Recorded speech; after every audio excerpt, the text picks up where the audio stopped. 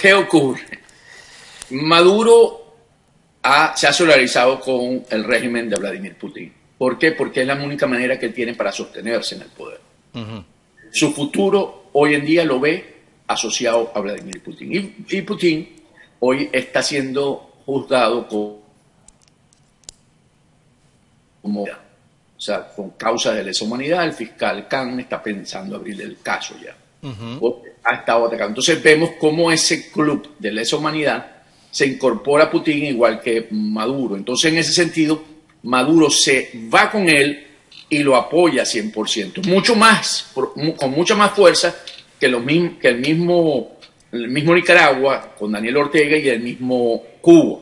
O sea, la entrega total de Maduro a Putin es porque necesita tenerlo para poderse asegurar su futuro, porque después... ¿Su futuro en dónde? ¿Su futuro en dónde? ¿Su futuro ante la Corte Penal Internacional o su futuro en dónde? Cuando tú me hablas... Su futuro en Venezuela, porque después de haber sido conocido de que Alex Saab colaboraba con la DEA y con el FBI, Maduro realmente quedó muy mal parado en términos de su estabilidad, en términos de quién lo podía además estar traicionando. Entonces, por eso apuesta todo su futuro político a estar asociado a Putin.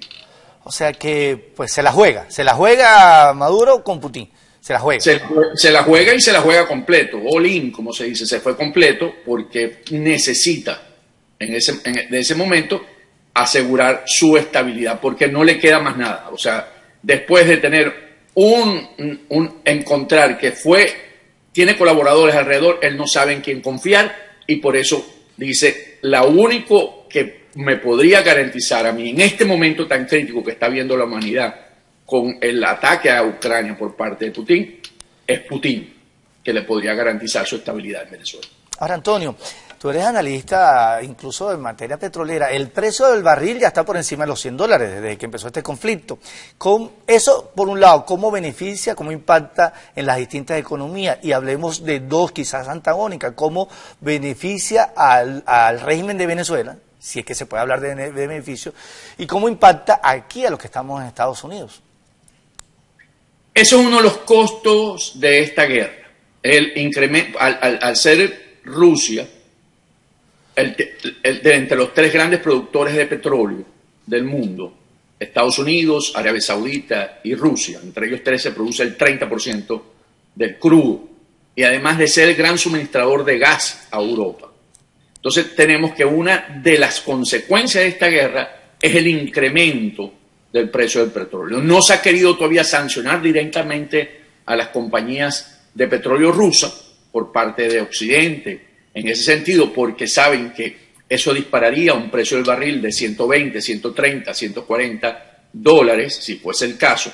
Y en ese sentido ha venido incrementando y sí, rebasa los $100, pero no llega a dispararse, porque a pesar de no haber tomado las sanciones, las socias de Gazprom y Rosneft, como son British Petroleum y Shell, dijeron vamos a vender nuestra participación en esa empresa, y ellos son los que aportan la tecnología. En ese sentido, por eso hoy se dispara el precio, pero si vemos, había subido la semana pasada, volvió a montarse en los 96, 98 y vuelve a subir hoy, por esa consecuencia por estas empresas. ¿Qué pasa?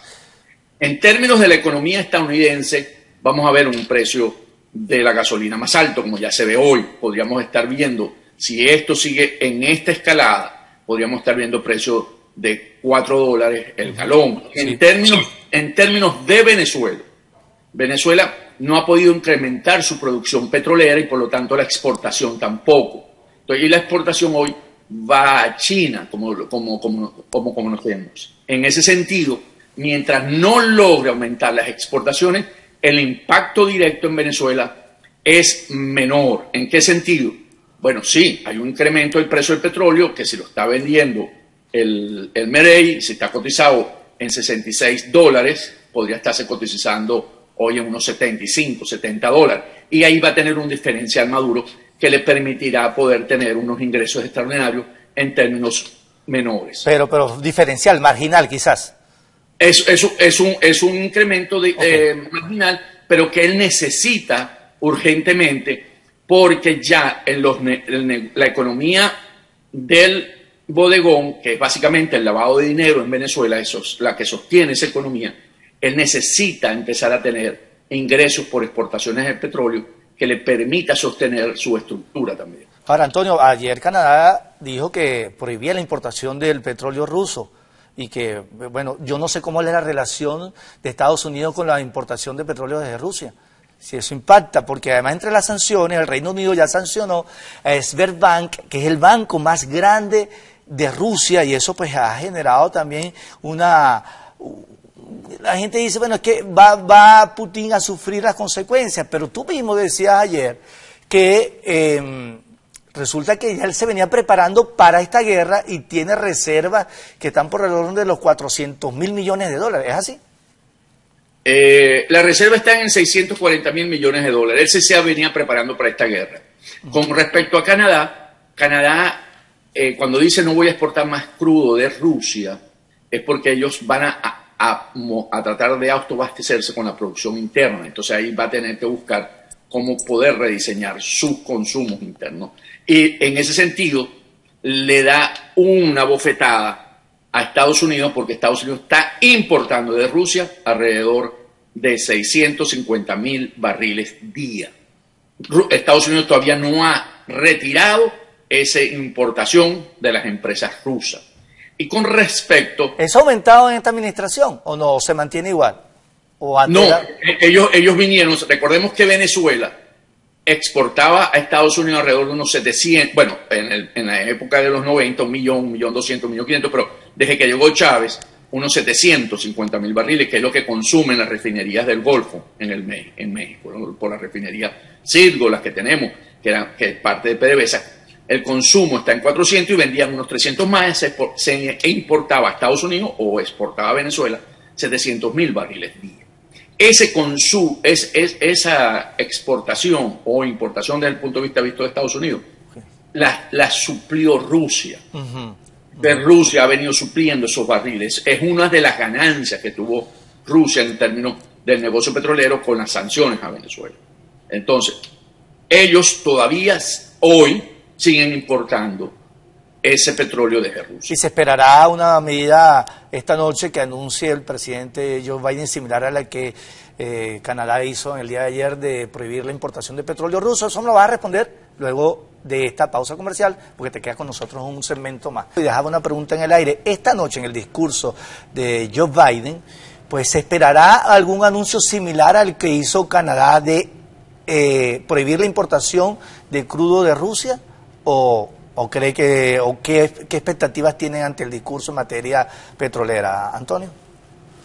En términos de la parte petrolera, creo que no va a ser tan la reflexión de él esta noche no va a ser tan fuerte, porque lo que se espera de él es básicamente su discurso sobre lo que se está viviendo hoy ante la gran amenaza de Rusia de entrar a Ucrania, barrerla, Kiev, terminar con Zelensky y su familia. Entonces lo que se espera es un discurso que encauce los valores de la civilización occidental, de la democracia, de la libertad, donde él puede dejar un mensaje claro y un compromiso claro con eso, porque es mucho de mayor peso hoy lo que está jugándose el mundo occidental frente a Putin que las mismas consecuencias del precio barril. Creo que podría ser una de las medidas que podía tomar en el día o mañana, no la tomaría hoy para no opacar su discurso, si no puede hacer o estar considerada, pero sí creo que debe empezarla a considerar. ¿Por qué? Porque él tiene que dar la orden para poder explotar los yacimientos que están en las tierras federales, tanto en tierra como en mar, y poder aumentar esa producción que requiere hoy Europa para satisfacer sus necesidades de petróleo y de gas. Entonces yo creo que ante la política que asumió de defensa de las emisiones de CO2 con el compromiso y que ha limitado las inversiones para el desarrollo de nuevos yacimientos y nuevas exploraciones y producción en el mundo petrolero, yo creo que hay que reconsiderarla ante la crisis que se está viviendo. Entonces yo pienso que su enfoque va a ser un enfoque más hacia lo que el mundo occidental, los valores occidentales, la libertad, la democracia, los derechos humanos, se está jugando en este momento. Ahora fíjate, y lo conversaba yo en el segmento, hace 2 segmentos, con José Aristimuño, analista demócrata, que tiene que ver, y te lo pregunto a ti porque estás allá en Washington y estás más informado sobre el particular, que Estados Unidos expulsó a 12 diplomáticos de rusos acreditados ante la Organización de Naciones Unidas, y nos dijo Aristimuño que sí, ciertamente estaban en labores de espionaje. ¿Qué información manejas, José? Eso, recordemos que hace más o menos unas 2 semanas o 3, hubo también se expulsó en Moscú al segundo a bordo de la delegación de los Estados Unidos. Y eso generalmente en las relaciones internacionales tiene una cosa que se llama reciprocidad. Reciprocidad. Entonces, ¿qué ocurre? Que la respuesta no solamente que hayan sido la justificación de estos funcionarios rusos de la embajada como una consecuencia, pero también hay la parte de reciprocidad. Entonces aquí están en las dos, cubriendo las dos. O sea, Rusia, en ese sentido, aunque haya hecho la protesta diciendo que no están en funciones de espionaje, sabe que correspondía una respuesta a los Estados Unidos por haber ellos expulsado al segundo a bordo de los Estados Unidos. O sea, pero sí, ciertamente, a más allá solamente el tema de reciprocidad, o ciertamente había espionaje. Generalmente no me quedó claro. Generalmente esa lista se tiene, y entonces ¿qué ocurre? Que cuando necesitas utilizar la causa, pues tienes que justificar por qué lo estás sacando. O sea, yo no lo puedo sacar porque a mí me parece. Claro, ¿sí? claro. Entonces la justificación están en actividades de espionaje. ¿Cuál es el papel de China en esta crisis? ¿Cuál es el papel de China con respecto a Rusia? ¿Cuál es el papel de China? Porque es sumamente importante entender cuáles son las funciones y el efecto que está teniendo China en este conflicto. China está apoyando a Rusia en esta situación, aunque lo haya hecho haciéndose, como decimos en Venezuela, el ruso, haciéndose el loco, como por debajo de mesa. Haciéndose el loco. Correcto. Porque necesita, para que Putin haya actuado como lo viene haciendo, necesitaba el apoyo de China. Y recordemos que él va a los Juegos Olímpicos y firma un tratado de cooperación con China, donde tuvo que haber expuesto todos sus planes, y China le tuvo que haber dado el go, haber aceptado, haber dicho, ok, cuenta con nosotros. Lo que pasa es que lo que hace China en todos estos foros internacionales es que se abstiene, ¿ok? No lo apoya directamente, sino por una abstención en este momento es lo que le permite a Putin seguir hacia adelante. Porque si él no tuviese el apoyo de China, le costaría mucho más. Pero en este sentido, China es hoy un aliado de Putin y por lo tanto está con eso, porque él más adelante está buscando incorporar a su territorio, recordemos, a Taiwán. Antonio, como siempre, muy agradecido por esos análisis que tú haces.